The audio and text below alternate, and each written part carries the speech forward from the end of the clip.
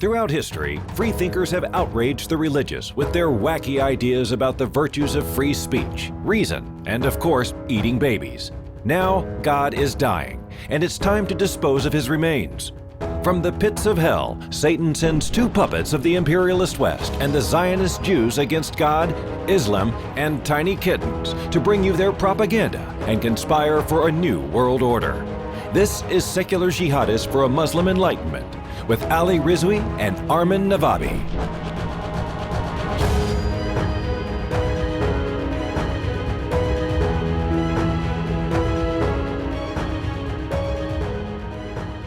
Welcome everybody to another episode of Secular Jihadists for a Muslim Enlightenment. My name is Ali Rizvi. With me is Armin Navabi. Armin, how are you tonight? Good. I'm so excited. I miss Muhammad so much, so I'm so glad that he's here. Yeah, so before you go on, we should clarify which Muhammad he's talking about, so we don't lose our audience. I thought I was the only Muhammad that mattered, man. I know, Yeah, we have to let course. everybody know. There's, I think, one guy who's a little more famous than you. But yeah, so we have, we're very excited today. There's something as the ex-Muslims of North America, which many of you know, has come out with the first of its kind Apostate Report, where they've surveyed hundreds of, I think, over 500 ex-Muslims living in North America to see, to gather all kinds of information about them, from their demographics to their immigration status to their political leanings, and it's a fascinating report, and we're going to get into that. And joining us right now is our co-founder and president of Ex-Muslims in North America, probably the second most famous Muhammad. Oh my God, Muhammad Syed's here. Hi, Muhammad. How are you? Welcome to the podcast. Very well, and great to see Again. you guys. As Armin was saying, it's been too long seeing either of you. Yeah. And no, it's great. Like this. How have you been? Just really quickly, how's the pandemic been for you? It's Ali just wants to isolating. destroy the channel. just Ali is just trying to destroy the channel. Oh crap! Yeah, we can't talk about it. Oh jeez, I'm so sorry. Forgot. Okay. Yeah, they're gonna. Sorry about Yeah. that. I just want to say that every time ex-Muslims, ex-Muslims of North America does something, and I always think like they can't. That's it. There's nothing. It's so great. I don't know what else they're gonna do that is going to be significant. Like what else could they do? And they always come up with something else. So like, we have a giant ass report that is going to explain so many things to you. Like, oh my God! Like last time it was this amazing map that was like showing. Like, I don't know, how do you guys do this? Like, you guys have a lot of hard work. Yeah, but like the people who are donating to ex-Muslims of North America, they are really getting every single cent's worth in return. Like, you guys are not wasting anything. You guys are producing so much valuable, not just activism, but reports and information. It's the really billboard impressive, campaign. man. Those billboard campaigns. Oh yeah, I would be like, you guys should be very proud. Like, it's so amazing. I'm so proud of you guys. Like, you guys are such a valuable asset to all ex-Muslims in North America. So thank you for all this. globally, but thank you. Yeah. So my perspective on this sort of issue generally is that we try to look at where the holes are in our movement, what are the problems that we're encountering, and what can we do to sort of fill those in. So a lot of our projects focus on specific problems. So I think 2016 or 2017, we did a series of mini documentaries. At that point, there weren't that many ex-Muslims that were out there publicly.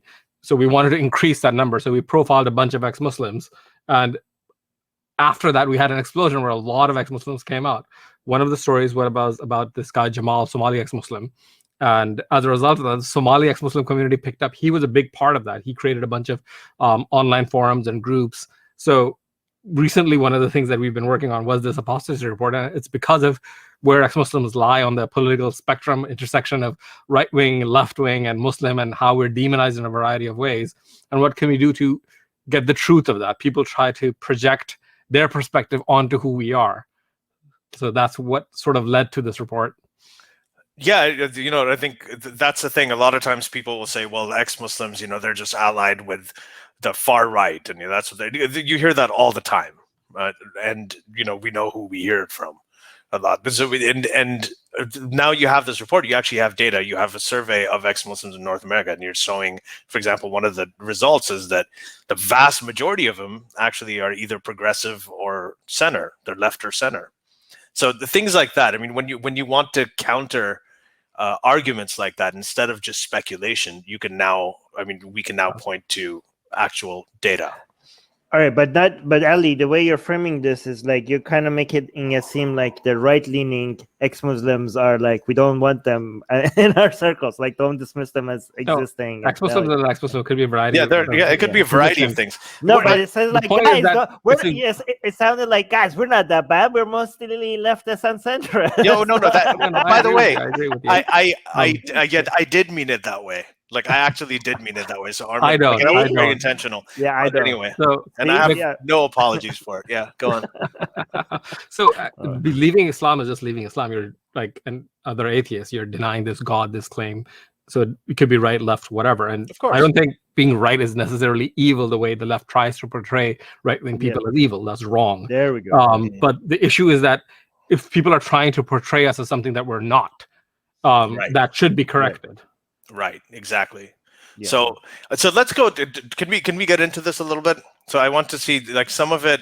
I want to get into. There's a couple of interesting things about the demographics. So you had mostly young people. They were more male than female. They had diverse backgrounds from a range of different countries.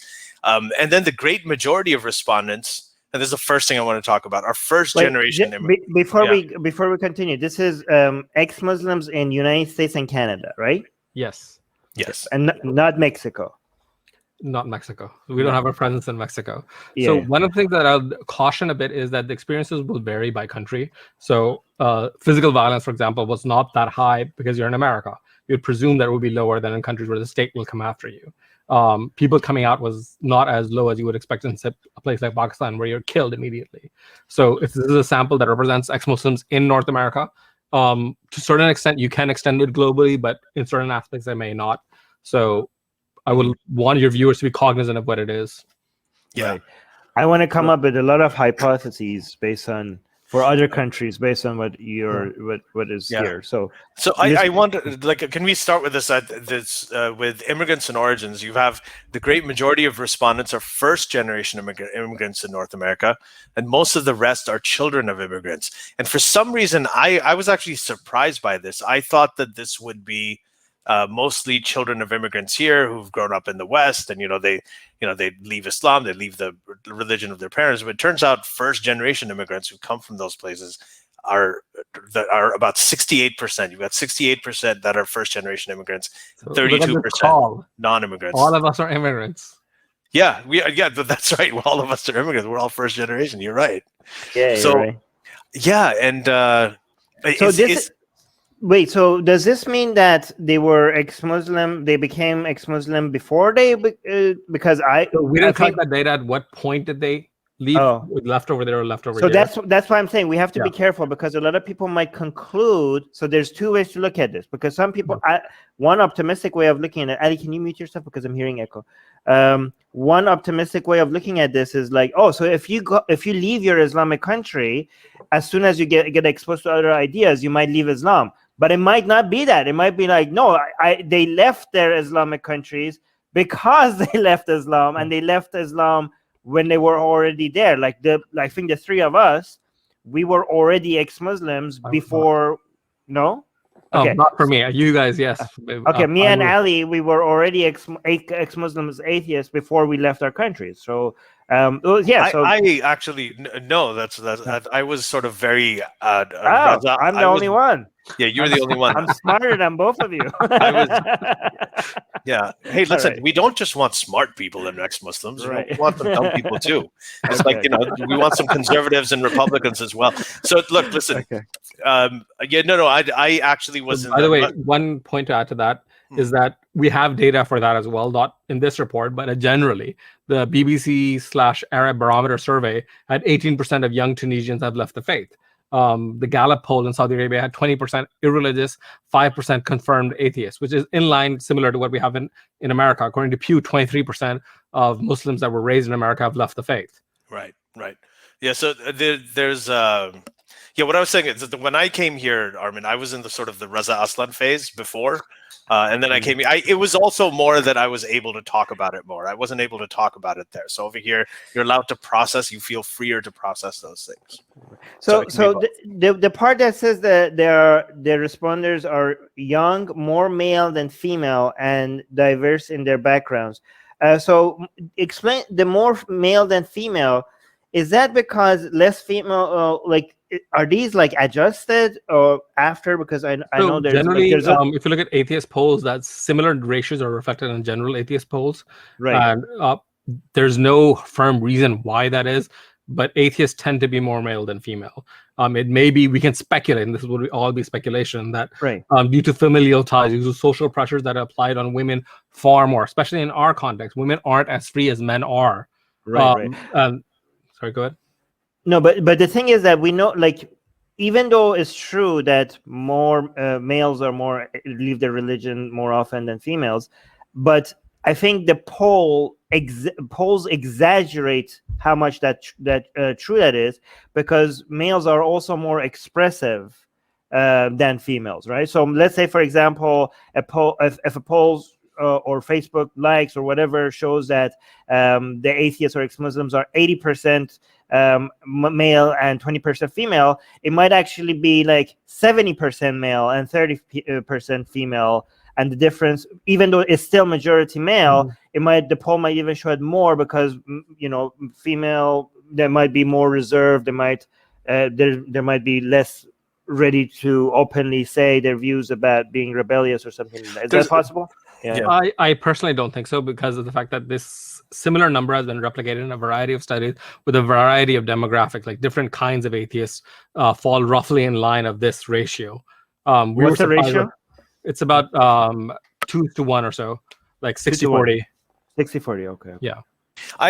There's another sort of thing with women. This is something that I've heard from many of them, is that when men, if they leave Islam, a lot of times there is it's an ideological issue. It's an ideological risk. They say, okay, we don't believe anymore, and they start talking about it, and that's what they have to worry about. With women, when they leave Islam, when they leave religion, it's not just an ideological shift, it's also a question of character. It becomes a question. They get labeled with all kinds of things. Oh, you're a woman, and you're a Muslim woman, you want to drink, and you want to have sex, and so there's a lot more shaming. It's a lot more difficult, I think, for them to reach that threshold where they can let go, because of the social pressures and everything you're talking about. But that is a big part of the social pressures. It would be interesting to actually get data on that when you guys take this further. So one thing that we did in the data, when we broke it down, I don't think this is reported. This is included in the report. The data was vast. We collected a lot of data. Only a small percentage of it made it to the report.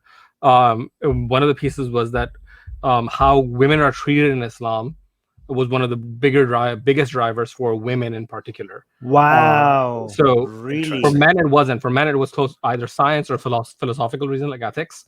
For women it was, they recognize how they're second-class citizens.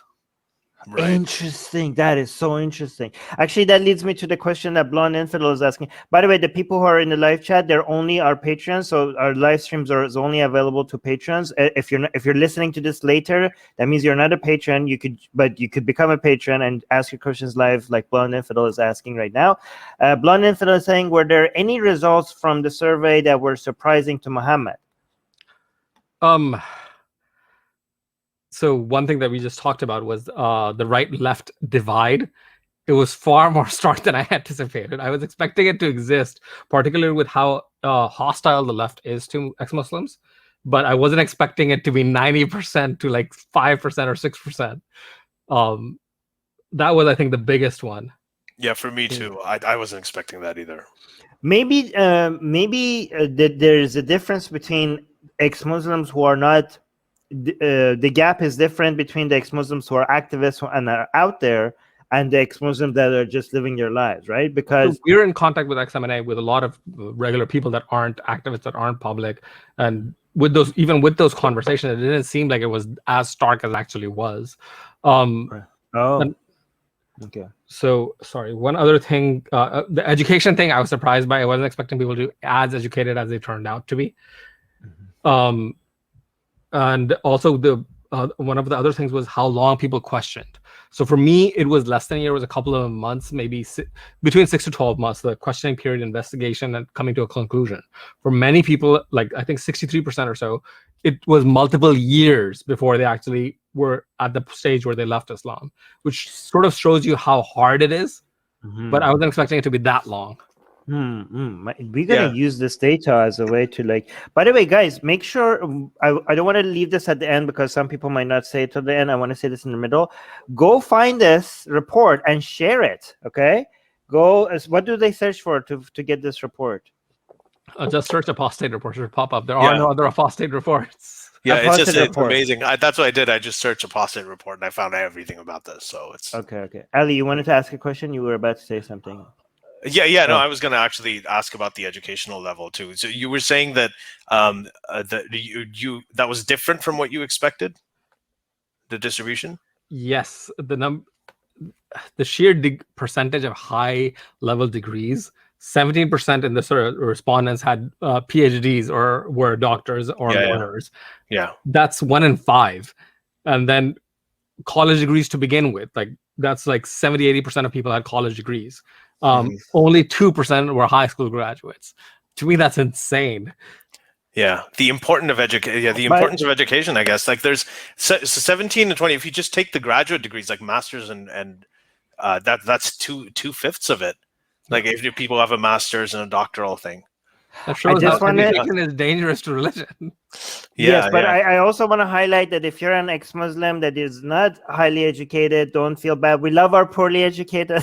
I love the poorly educated. No, guys. So for what it's worth, education is not necessarily getting a degree. You can get educated without a degree per se. Listen, right? No, I would actually say that to the ex-Muslims who are not very educated, that means you were smart. You know, like all these people, they had to have the help of higher education for them to realize that this is nonsense. You managed to figure that out without all that help, so don't feel bad about it.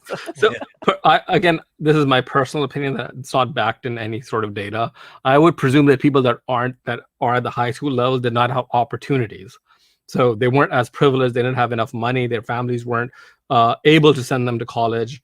Or they were in an abusive situation. So one of the guys that I personally know that's an ex-Muslim, he was forced into a marriage at 15 and he didn't go to college, like as a result of all of that happened. Like his life was turned upside down.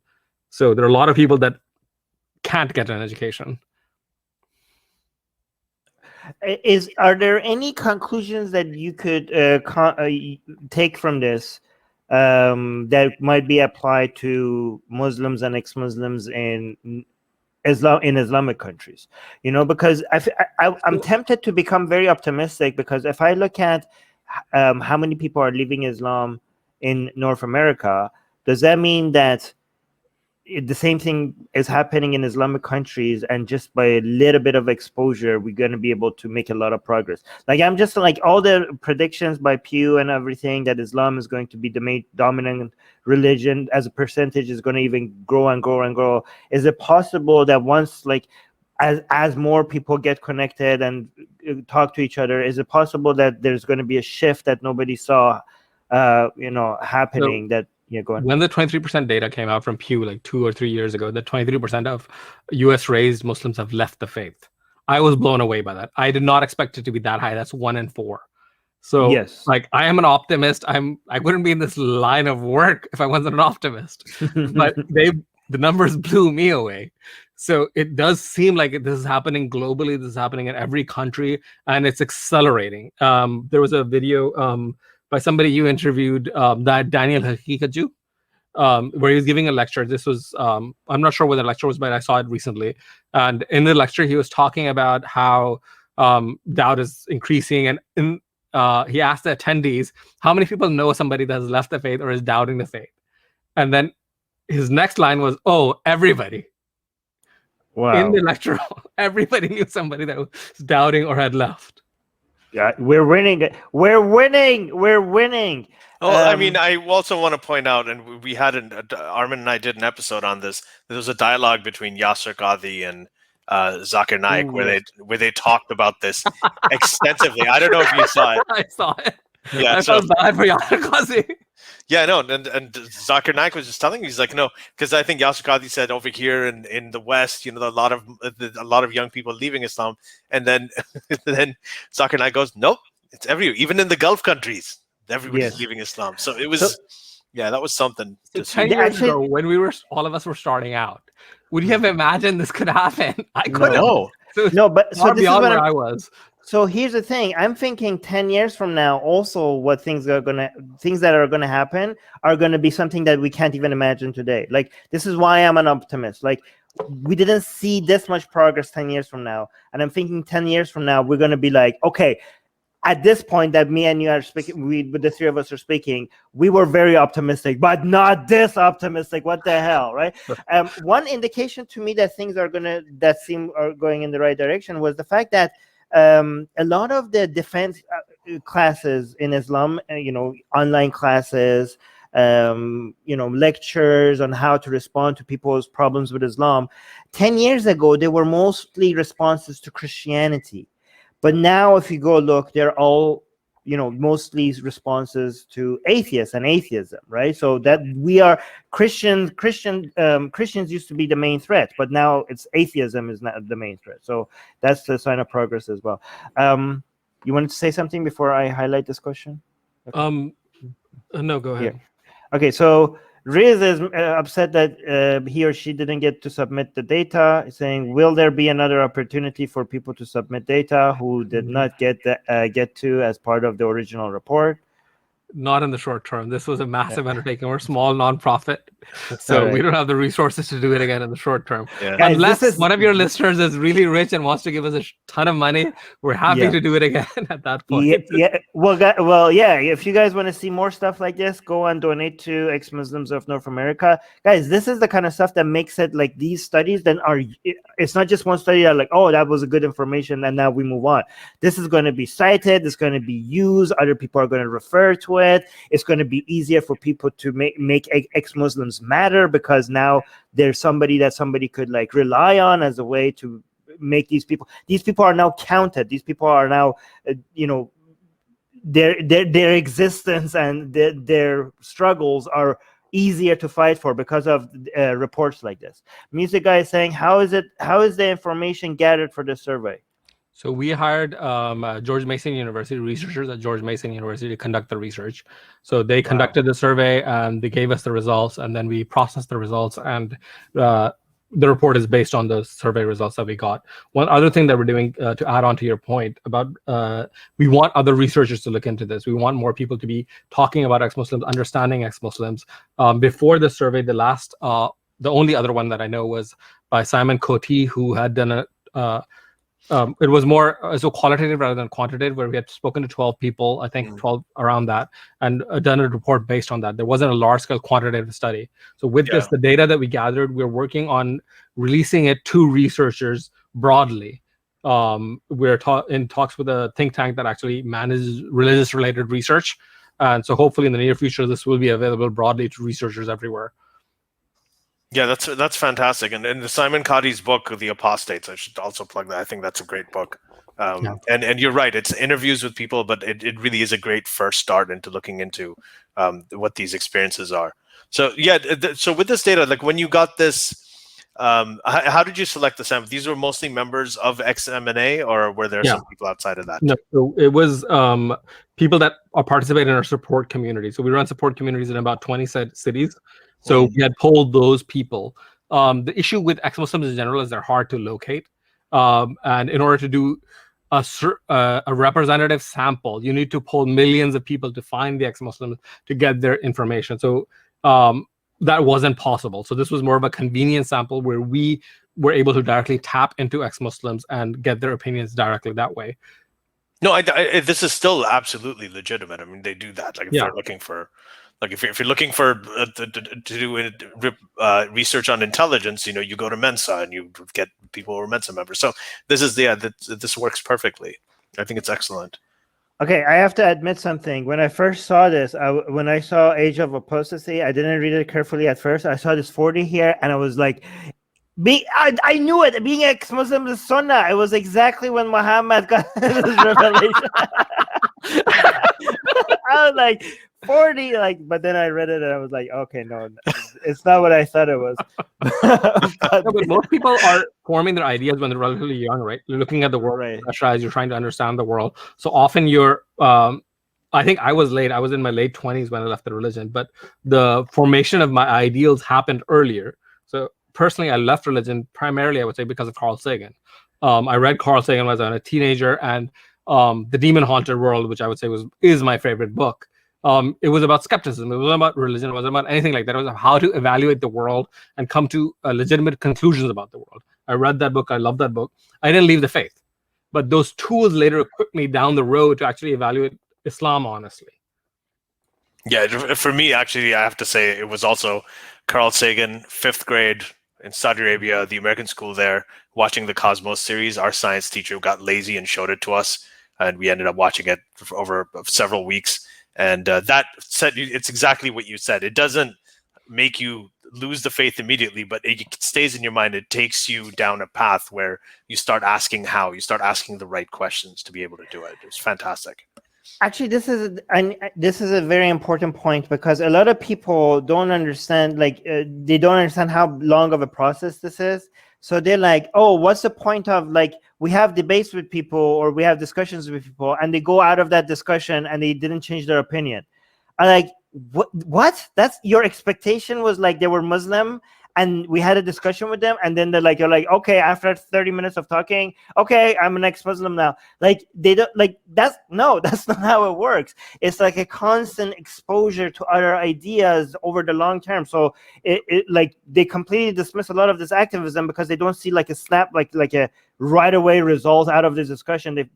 So they're like, oh, so it's useless, right? So communicating that it takes a long time for exposing people to certain ideas to see results is very important for people not to dismiss this kind of activism. According to the data we have, it took multiple years for people.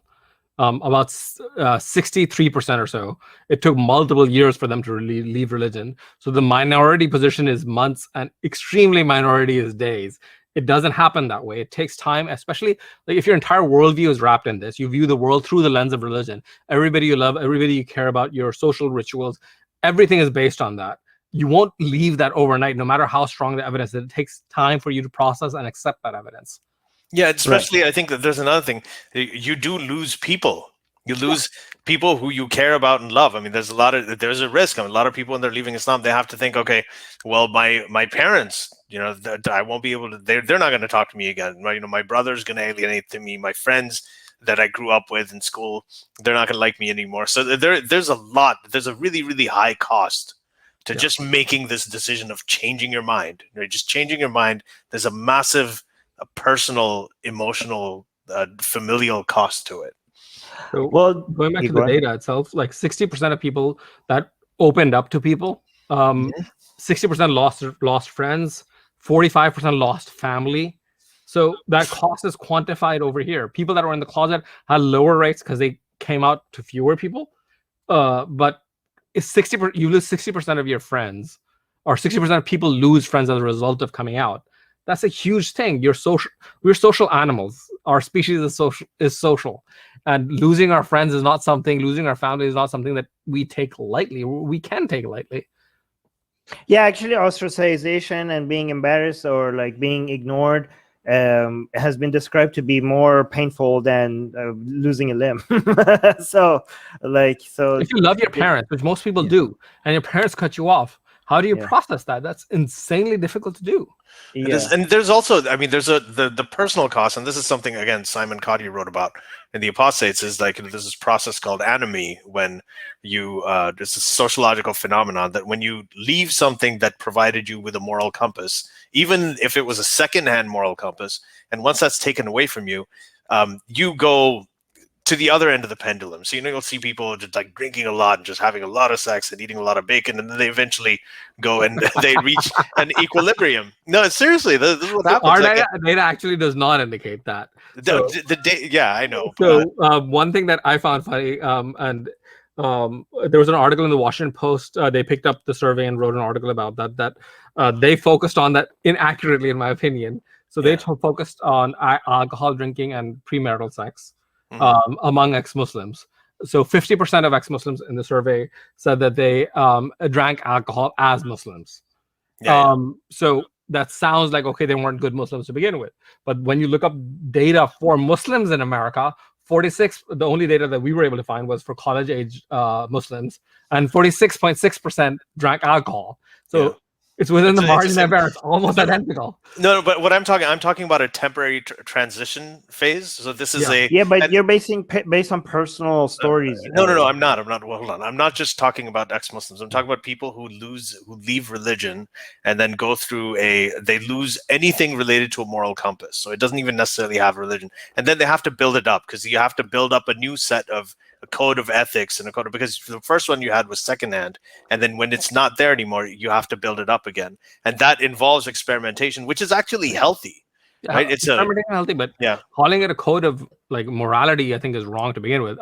Drinking alcohol has nothing to do with morality. It's what's called a moral compass. If you have a personal moral compass, right? Like where you think that my moral compass is, do I step in the bathroom with my right foot or left foot? Calling it a moral compass is absurd. No, but that's what your moral compass is when you're a Muslim, right? So the drinking alcohol is against their specific moral compass. So they have to discard that and build a new moral compass. You know what I mean? All right. So I wanna talk about the fact that people more ex-Muslims growing. It's not just about the win that we're seeing here is not just more people becoming ex-Muslims and them being free from religion.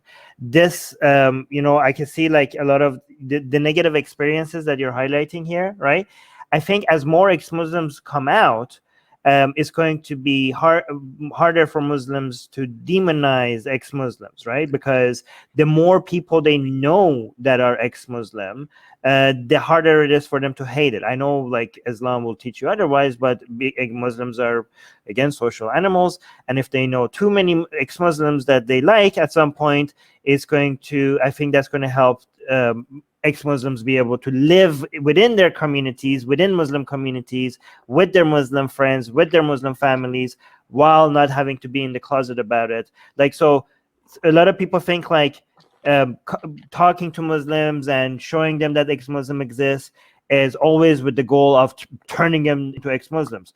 Not always. Like, if Muslims just get exposed to ex-Muslims, even if they remain Muslim, but just learn to talk to ex-Muslims and accept them in their lives, I think that just makes life a lot easier for ex-Muslims, even, so that's another important thing I think we need to highlight. What do you think?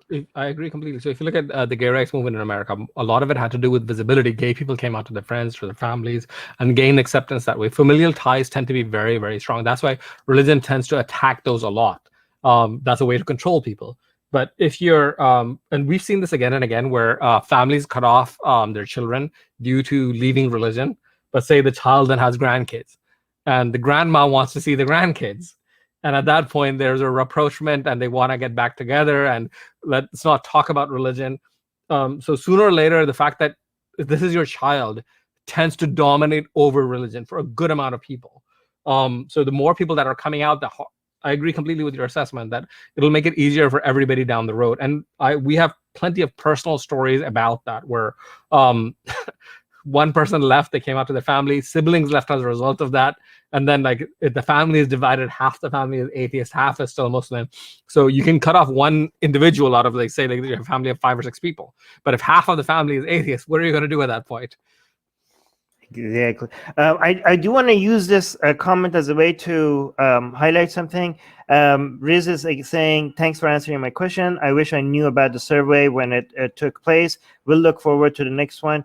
Guys, ex-Muslims of North America is going to have a lot of other things that you need to look forward to. But make sure you go beyond just following them on Facebook and Twitter, because you might miss things if you just follow them over there. Subscribe to, you have a newsletter, right? Yeah, on our website. Okay, so if you want to, Riz, if you want to make sure you don't miss anything else from ex-Muslims of North America, subscribe to their newsletter. D had a question. D was saying, I was wondering if it was first or second generation immigrants, and what countries are they from? So I think we addressed the fact that it was mostly first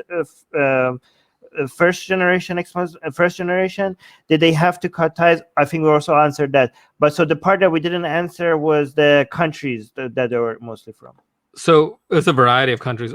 So a lot of it, since we're talking about a North American population, is contingent upon immigration patterns to North America. So if you look at the Far East, there are not a lot of Muslims moving from Malaysia and Indonesia to America. So our survey sample represents that. There are not many Indonesians and Malaysians that responded. So most of our respondents were either from South Asia or from the Arab world. People from North Africa, from the Middle East, and from South Asia. There were more people from South Asia than the Arab world. But again, the demographics directly represent that. The population of South Asian Muslims is massive. It's like 600 million or so. There's another aspect to this that's the report that you talked about, the 23% who've left Islam.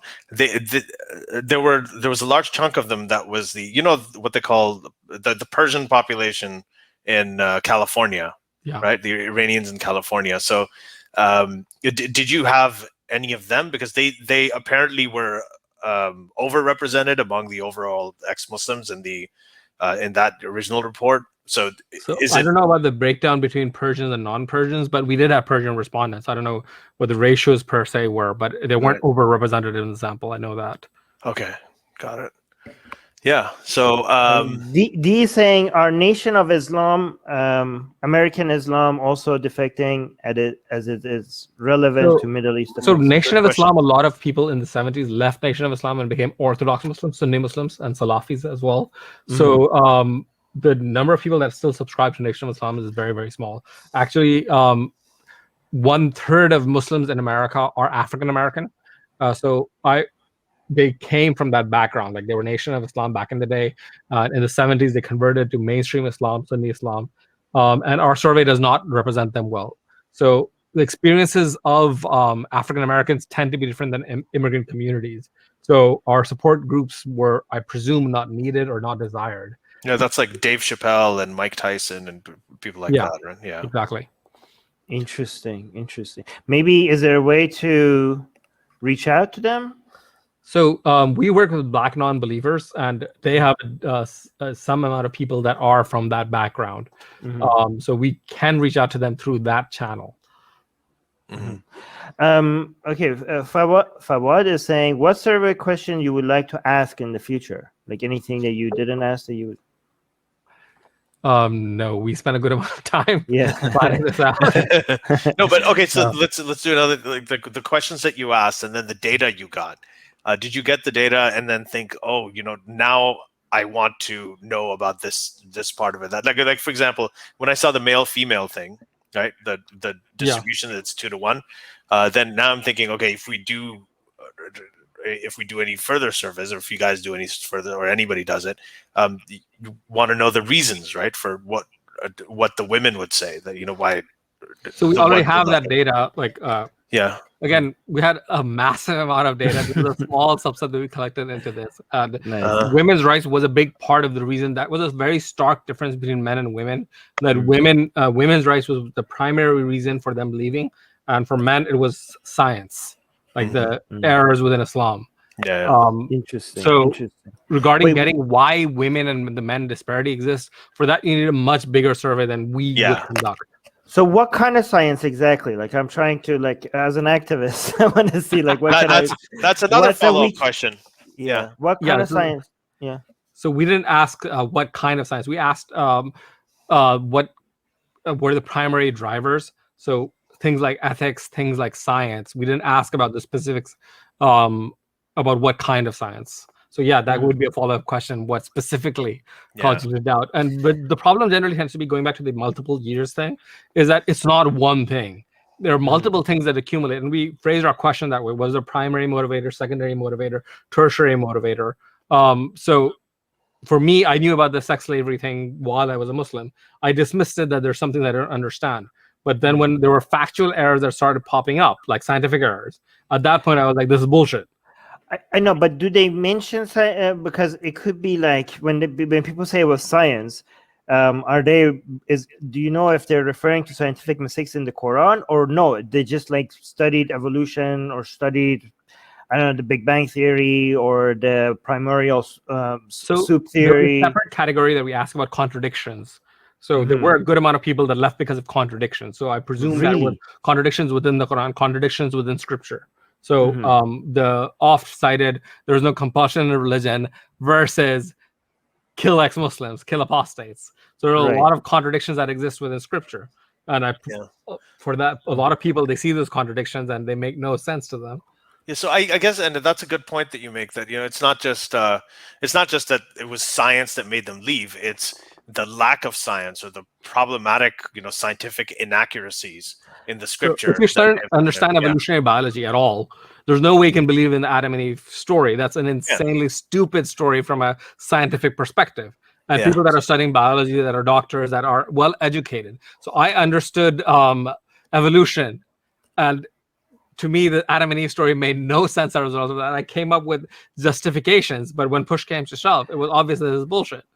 So So you're suggesting that the people who are saying just going back to reading the scripture, like the best way to the theory that the best way to create atheists is to just read the Bible or read the Quran. You're saying that's actually if you have a well-grounded understanding of the world itself. So right. If you understand skepticism, if you understand science, if you understand these things, when you turn the lens onto religion, it fades away immediately. So you're saying it's a combination of both. You need to have some basic scientific understanding and also look what your scripture says. That's a dangerous mixture for religion. Yeah. Educated people and religion tend not to mix well.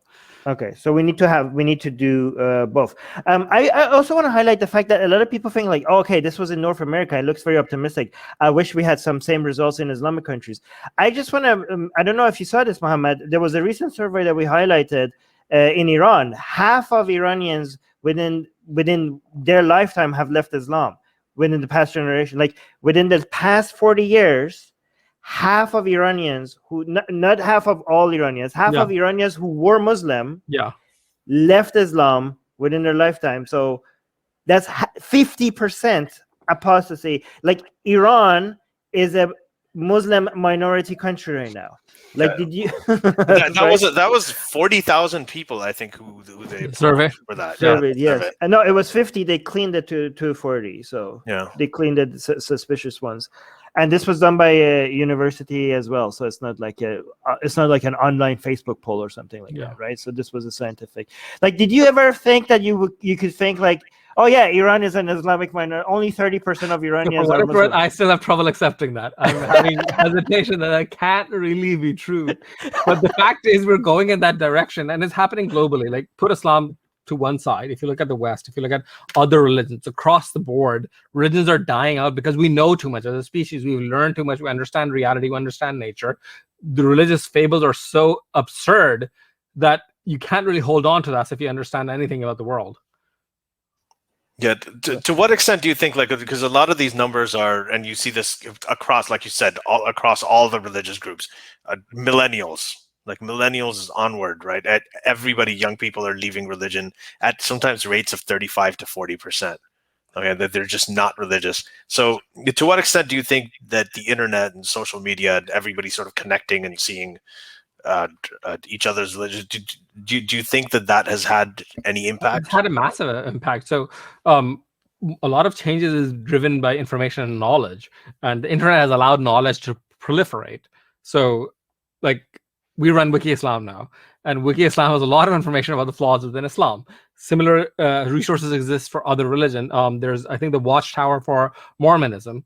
Once that data is available, if you're having doubts, if I'm having doubts today, I'll go online and look up what the verse actually says. So somebody says that wife beating is okay in Islam. I'll go look up the Quran. I'll go look up the Hadith as a Muslim. When I see the actual resources, I'm like, okay, this is terrible. In the past, you weren't able to do that. You weren't literate enough. You didn't have access to the books. Well, you had to. I had these paperback Qurans, and I would if I wanted to find something, I had to look in the index, and you couldn't find sex slavery in the index of the Quran, right? You'd have to look up something else, and so you would have to find it, and you wouldn't know if it's the right translation. Someone would say it's the other. But now you have all of the translations. You can hover over one word, and it gives you all the syntax and all the etymology of the words. Yeah, but that takes a lot of. But here's the thing, Ali. This is on top of everything you're saying. Something like Wiki Islam is even better than that, because of course, for you to be able to go look at the Quranic verse and actually analyze the root of this word and put things together, that takes a lot of work. But then you could go to Wiki Islam and with sources, it has done that already for you. So, by the way, I want to make a request for Wikipedia Islam. One thing we ex-Shias have a problem with is that a lot of anti-Islam criticism, like Islamic criticism, it just assumes Sunni Islam, right? Like criticizing Sunni hadith, Sunni ways of looking at things. So if I know, like, you guys already are stretched thin with everything you're doing, but maybe like have it volunteers. So with Wiki Islam, for example, we need editors, we need people that are familiar with Islam as writers. In English, we're translating it to Arabic right now. We're translating it in Urdu as well. So we want translators. We want Persian. Not yet. Again, it's a matter of volunteers, right? So if there are listeners to your shows that are, I can announce that you're looking for Persian volunteers. Is that, would you be interested? Sure. Okay, I will announce on the Persian show, Atheist Republic Persian show, that you're looking for volunteers on that. So yeah. So if there are people out there, and there are a lot of people that have the same outlook, and it doesn't even, we're accepting Muslim volunteers as well, as long as they're willing to do it honestly and are willing to look at, like, portray the facts, whatever they may be. There are facts that are flattering to Islam. Islam is not pure evil or anything. There are positives as well, and we're happy to write articles about that and include that as well. Orphans, the classic example. Charity. So no. Zakat is not the proper form of charity. Not charity. The only taking care of orphans, I'll give Islam that as a positive, but not charity. But go on. Again, that can be a good article where it summarizes both positions. Like the position that charity is positive within Islam, and it's not according to what your perspective is. But having all of the data available in one format, in one page, helps a lot. So regarding the Shia thing, if there are volunteers out there that want to contribute, you can go to Wiki Islam. There's an email address you can email. We will set you up with an account. If you want to do translation work, we'll set you up with an account, and you can start with the translation work. It's a matter of resources. We don't have that many resources to do the work ourselves. We need a lot of volunteers to make this happen. Sticking on Wiki Islam for a second, over the past year, we've written pretty much every article on the site. We've deleted 2/3 of the content that was biased in one way or the other, and we've rewritten most of the rest to make it more neutral and academic. Our perspective is the truth, what scripture says, what Islam says, what Islamic scholars say is enough. That's enough. We don't need to inject our opinions in there. State what the facts are and let them speak for themselves. Yeah, it used to be very biased in a way that it would go on to find this obscure hadith that is not even sahih and use it as a way to prove that Islam says this horrible thing. And we're like, this is like this is not like even a central text in Islam that you're using as a way. Like you don't need to make it seem worse than it is. It's already very bad. So so we want to have Muslim readers. We want to have Muslim volunteers. We want to have ex-Muslim volunteers, ex-Muslim readers. The point is that let the facts speak for themselves wherever they may lie. There may be some positives, there may be some negatives. We want to present the facts as they are. Right. Blonde Infidel is saying, how will the results of this survey influence the direction of EXMNA's activism? So for one, we're going to be focusing on the specifics of why people leave religion and work to make it easier for people to understand those flaws within Islam. That's excellent. Same. Yeah. Music Guy is saying, are there any numbers about Sunni or Shia ex-Muslims in this report? I might have missed it. So the data we got was similar to what the demographics actually are. It was in the 80-something% for Sunnis, 10-something% for Shias, which is what the broader demographics, the ratios of Shias and Sunnis are. Okay. D is saying, what is the best way to inform our family, friends, and co-workers about ex-Muslims? I live in a Catholic majority state, and people are not even aware. How do we introduce them? So I would simply state it from the perspective that people are leaving religion. The rise of the nuns is one example, that it's not something that's confined to the West. For some reason, there's often this idea that the social trends that are happening only matter in the Western context, but the same trends apply everywhere. So if you think that doubt is rising and disbelief is rising in the West, why would it not be rising in the East? The same drivers, the same scientific knowledge, the same understanding, the same availability of the internet applies to everybody. So I would state it as more of a global change which applies to everybody. Okay, music. You go ahead. No, I was going to say, and we should also try to normalize, because when we talk about lapsed Catholics or secular Jews or ex-Mormons or ex-Scientology, like these people all get TV shows and book deals and become comedians and everything. But when you say ex-Muslims, like, oh, these are native informants, and let's ban them from YouTube and let's ban them from Twitter and things like that. So there's I think we should talk to especially speak to the liberal conscience, that if you guys are totally okay with all the apostasy in all of these other religions, but with the ex-Muslims, there's somehow a problem, then that is anti-Muslim bigotry in itself. That is racism, plain pure and Yeah, simple. that is. You can't view a brown person to be cognizant of bullshit the way you can view a white person to be cognizant of bullshit, then you're a racist. That is bigotry. Yeah, absolutely. By the way, our patrons are asking some very good questions today. Yeah. If you're not a patron and you're listening to this, consider joining as a patron so you could join us live and ask these questions live from us. Music Guy is saying, it would be cool if these surveys ask if any YouTubers or social media personalities deeply influenced the person to leave Islam. So we did ask one question. I don't remember what the exact numbers were did somebody influence you? For the vast majority of people, it wasn't. So most ex-Muslims, at least in the past, have been isolated. I think it was around 60-70% of people that weren't influenced by anybody or did not know anybody that was an ex-Muslim. So for most people, and the same for me. I don't know about you guys. It was about reading and understanding and looking into sources directly. It wasn't some third party. Yeah, there were none at that time. Like when we started out, like there wasn't anything. And in fact, like I don't know, when I first, there wasn't even any. I don't think Twitter or these things were around. But this is a generational thing. It'd be really interesting to follow up on this later, or look at younger ex-Muslims and see, because I know with we have our own people. We've got Abdullah Samir on YouTube, and we've got Harris Sultan. We've got all these guys. But there's also Arabic apostate YouTube is a huge thing, and they're not burdened by, okay, we're speaking in English, how are we going to be looked at politically, are we going to be seen as this or that? They're not burdened by any of that. They can just speak about the material the way they speak about the material, and they go into a lot of depth with it. That's Ali. That's so true. Like Atheist Republic Persian, I do not censor. There's nobody coming after me. I don't have to worry about being politically correct or anything. It's so liberating to be able to. This is why I'm enjoying my Persian show so much, because I get to be fully me. That's so. But going back to the numbers, 78% of respondents said they personally did not know any ex-Muslims before they left the faith. Only 22% knew somebody else that had left the faith. So it was relatively rare. Like maybe 10 years down the road, as we move forward, as more and more YouTubers and social influencers, people like that. Zain Malik came out as an atheist, or not an atheist, as somebody that has rejected Islam. Zain Malik, Kumail Nanjiani, Aziz Ansari, like all of the famous ones tend to be, X. Given that we're beating you guys because in Iran people are leaving Islam faster than in America, have you considered that maybe the best way to get people to leave Islam is by enforcing Sharia? It probably is. It probably is. The problem is, once you enforce Sharia, you don't go back. It takes it's what 45 years or 42 years or something, and you guys are still stuck there. So I'd rather sidestep that. Try it in America. I think ex-Muslims are Pakistan is trying it. We're going there closer and closer every year. Yeah. Once you go Pakistan, you never go Pakistan.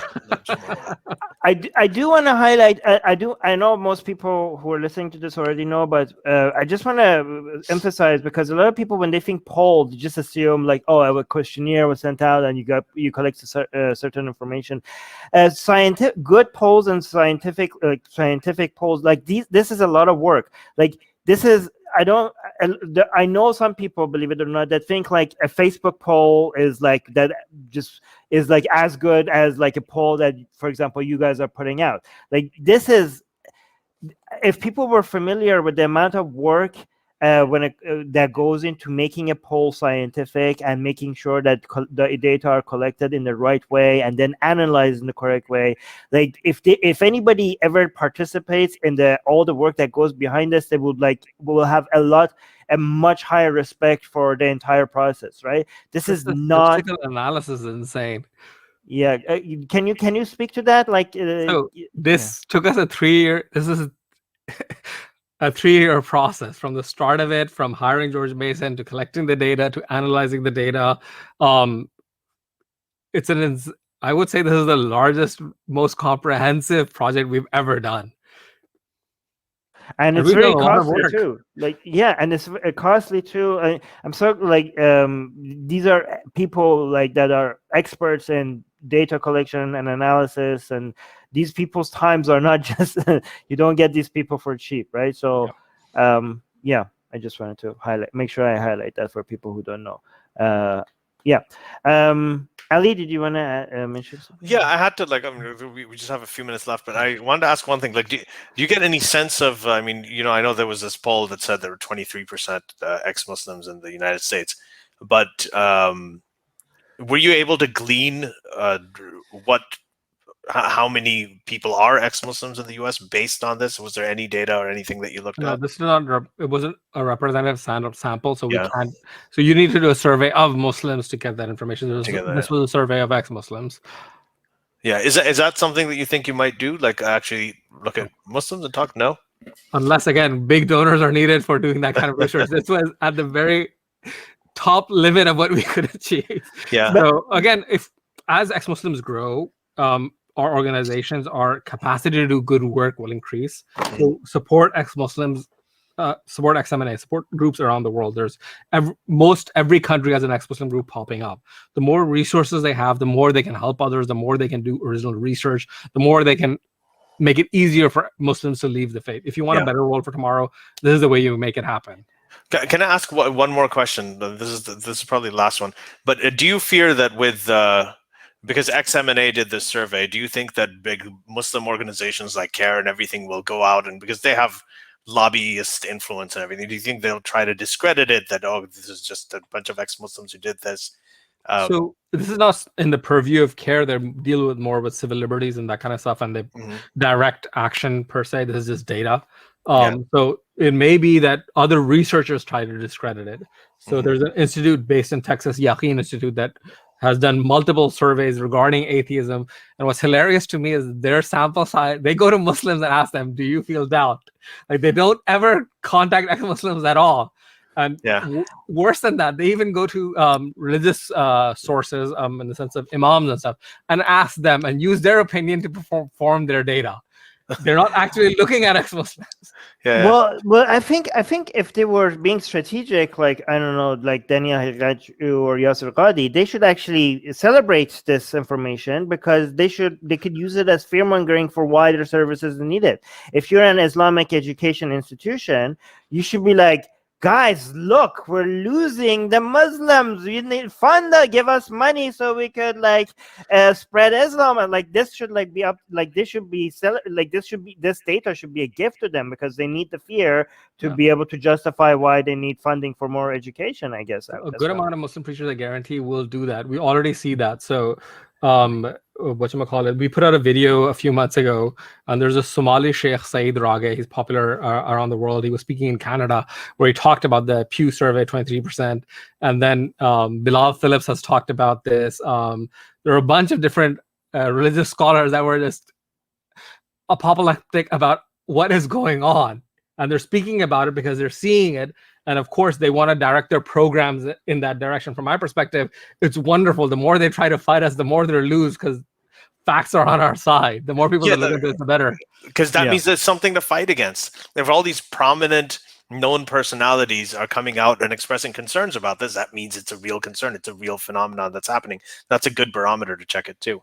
But let's do these questions. Yeah. So D is saying, how do we stand up for oppressed Muslims and also say Islamophobia is BS? They never believe us. So it depends on who you're talking to, right? So the phrase we use is anti-Muslim bigotry. Bigotry against anybody is wrong. Bigotry against Muslims is wrong. Islamophobia is a term that is tinged with conflation of Islam and Muslims. So that distinction needs to be clarified. So in all of your conversations, make sure to make that distinction. And Muslims won't like that, because a lot of Muslims want to defend Islam. They want to do that conflation. So simply because they don't believe you doesn't mean that what you're saying is not resonating with a lot of people. Yeah. To go back to the normalizing dissent tour, Armin and I did a talk in Georgia where the tagline was defending Muslims, attacking Allah, I believe.